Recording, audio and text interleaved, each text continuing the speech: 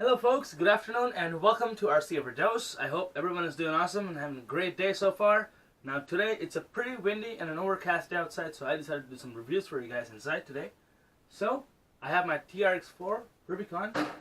It's a pretty decent rig, guys. Now what I want to do today is talk about the TRX4 and what you can do to make it crawl better, because in general, in stock out of the box, it's actually a trail rig. So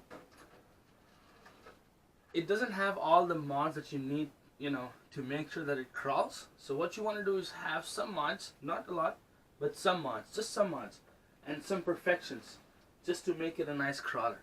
So let me show you guys today what I got in this thing, and I hope you enjoyed today's session. Thanks for tuning in, RC Overdose. So the first thing I have is an amazing body here, Jeep Rubicon body. Now, if I take this off, it has next to no weight as compared to the TRX4 Land Rover Defender body, which is right here. And this baby is pretty good. It's very beautiful, but it's a little heavy. And what I want to do is when I go crawling, I don't like to take this thing out, because when it tips over, it damages the nice clean body, and then you won't be able to do any other things with it. And I want to do a lot of mods to this particular body, so I'm saving this for the good times. Our lightweight basher body here takes all the pain and still does a very good job, because it crawls way better with a lightweight body. So I have springless shocks here on both front and rear. Now they have 15 weight oil in them, and they work really good. They open from the bottom, they work really good. And what I do suggest you guys is have some sort of weight in the rear.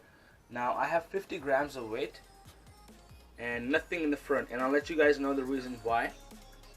Now, in order to make this a crawler, you have to have some weight off of the body. Now what I did is I took off all the rear bumper, the thing that gets stuck. Everything is out from the rear.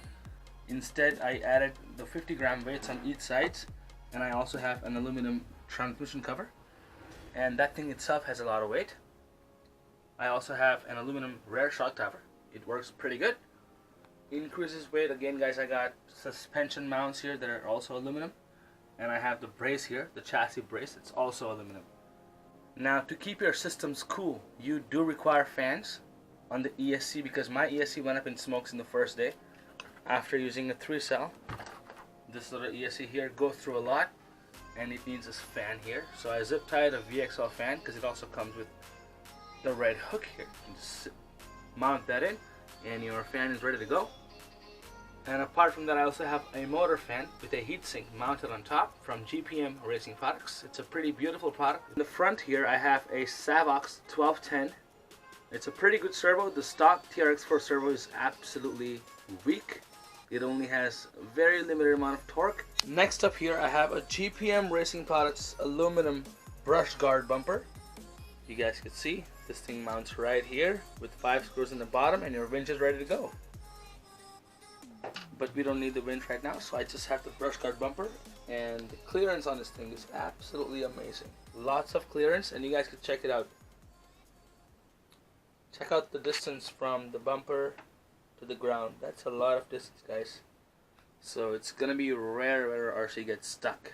At the front transmission cover is also aluminum. It gives a little bit of weight in the front, and all the links that I have here in the front, the servo links, are also aluminum.